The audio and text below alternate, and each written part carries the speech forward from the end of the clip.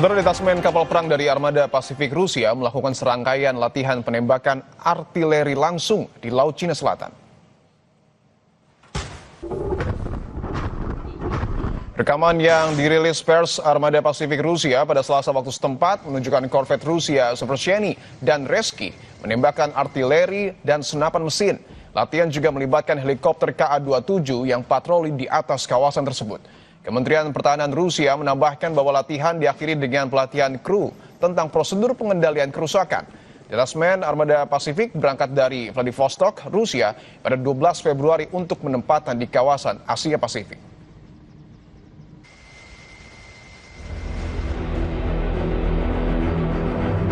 Presiden Amerika Serikat Donald Trump marah dengan sikap sejumlah negara anggota Pakta Pertahanan Atlantik Utara NATO yang menolak terlibat dalam upaya Amerika Serikat memblokade Selat Hormuz.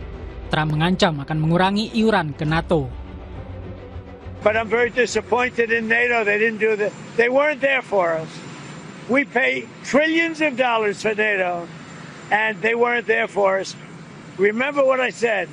NATO was not there. Now they want to come up, but there's no real threat anymore. But NATO was not there for us.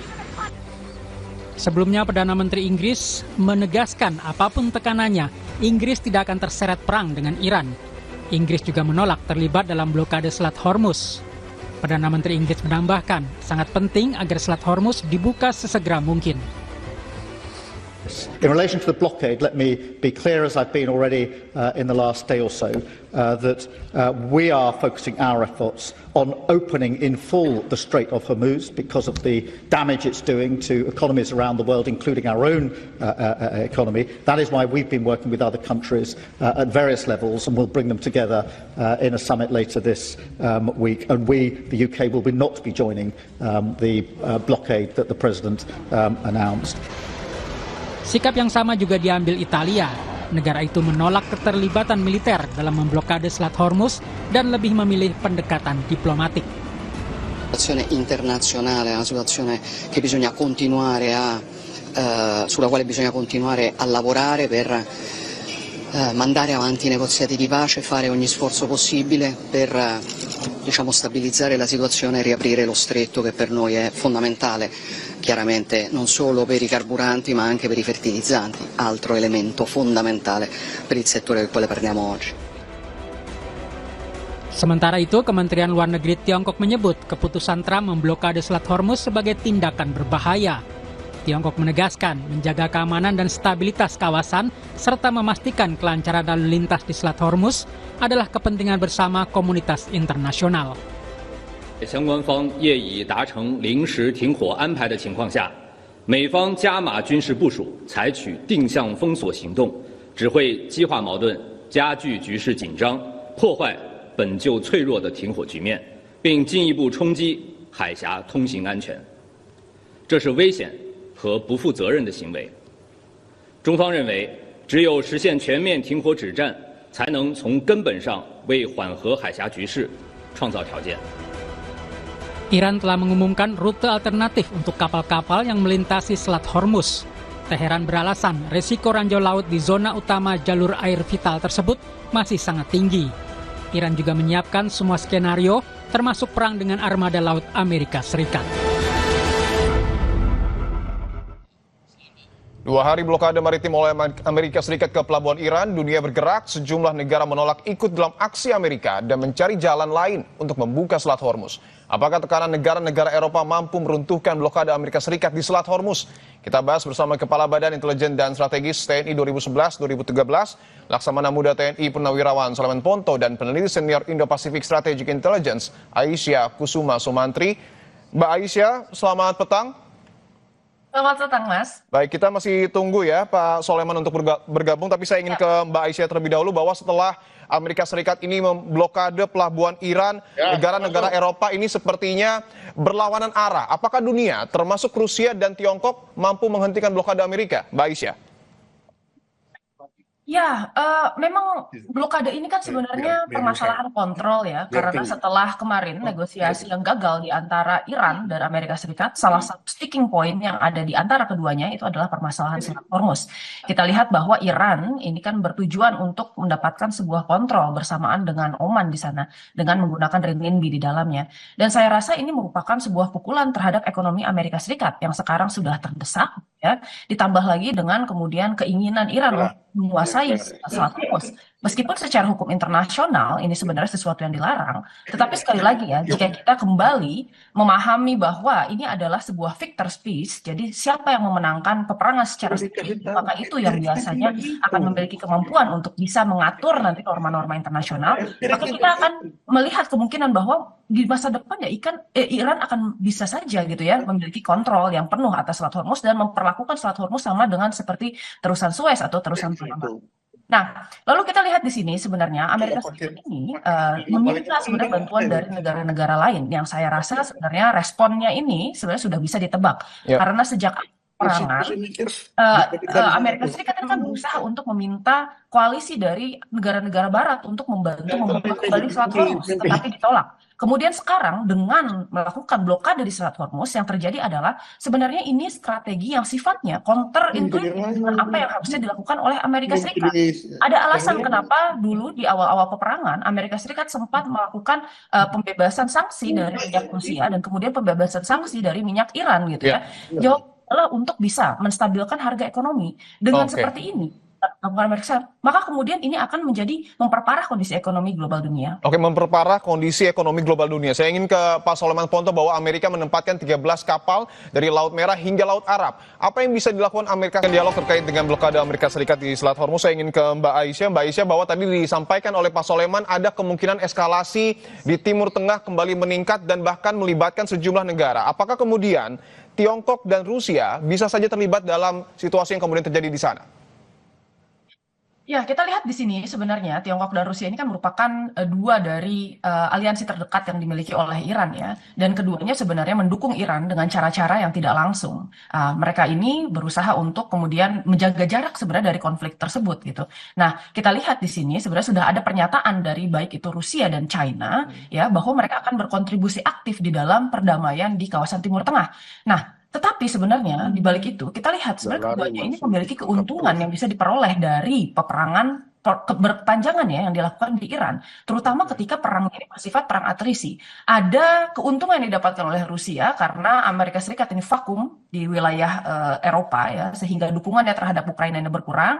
Dan kemudian untuk China ya, di sini juga ada vakum kekuatan di kawasan Indo-Pasifik, khususnya dengan penarikan sejumlah ya kekuatan militer Amerika Serikat di kawasan tersebut dan adanya penarikan THAAD system di Korea Selatan saat itu. Nah, tetapi permasalahannya, dua negara ini tetap menginginkan bahwa perang terkonten di kawasan Iran dan Timur Tengah ya, jadi tidak melebar ke kawasan lain. Nah, saya kira di sini Amerika Serikat ini dengan melakukan blokade, ya ini akan melakukan eskalasi lebih besar dan konflik ini akan kemudian mengamplifikasi ya dampak-dampak ekonomi, lalu kemudian dampak yang mungkin akan didapat. Tapi Rusia dan China belum ada niatan untuk kemudian bisa bergabung dan mendukung Iran di kawasan Selat Hormuz ya. Oke, meskipun di sisi lain Rusia juga sudah merilis video latihan dalam tanda kutip perang di Laut Cina Selatan, tidakkah ini menjadi simbol atau kode khusus untuk Amerika Serikat? Ya. Kita ketahui bahwa sekarang kapal perang Rusia termasuk diantaranya Pacific Fleet Corvettes ya dan frigates Marshal Sapochnikov itu sudah melakukan kemudian patroli aktif dan kemudian di sini ada latihan bersama yang kemudian berfokus kepada anti-submarine warfare di kawasan Laut Cina Selatan. Ini sebenarnya merupakan kerjasama yang sudah terjalin di antara Moskow dan Beijing. Dan ini kita lihat sebenarnya latihan bersama ini mungkin perlu kita pahami terpisah dari apa yang terjadi di kawasan Timur Tengah ya. More of that, I think itu justru merupakan sebuah sinyal yang kemudian menunjukkan bahwa China dan kemudian Rusia itu memperkuat presence-nya di kawasan Laut Cina Selatan dan di Pasifik. Oke, kalau ditanyakan siapa yang kemudian mampu meruntuhkan blokade Amerika Serikat di Selat Hormuz, yang paling memungkinkan, Mbak Aisyah? Ya, kita lihat di sini saya rasa ini cukup menarik ya, karena Amerika Serikat sendiri menurut saya yang paling bisa memungkinkan ya meruntuhkan blokade tersebut. Karena pertama begini, masalah blokade ini akan berdampak sangat besar di Amerika Serikat. Sekarang harga minyak itu di Amerika Serikat sudah mencapai sekitar 4 sampai 5 US dollar per galon. Itu lebih sekitar 1,5 USD ya. Lalu kemudian harga LNG itu sudah mencapai sekitar ya 2 galon lebih mahal ya dibandingkan 2 dolar lebih mahal dibandingkan dengan sebelumnya. Ya. Dan ini kan ada politik dalam negeri yang dihasilkan dari harga-harga barang yang semakin mahal.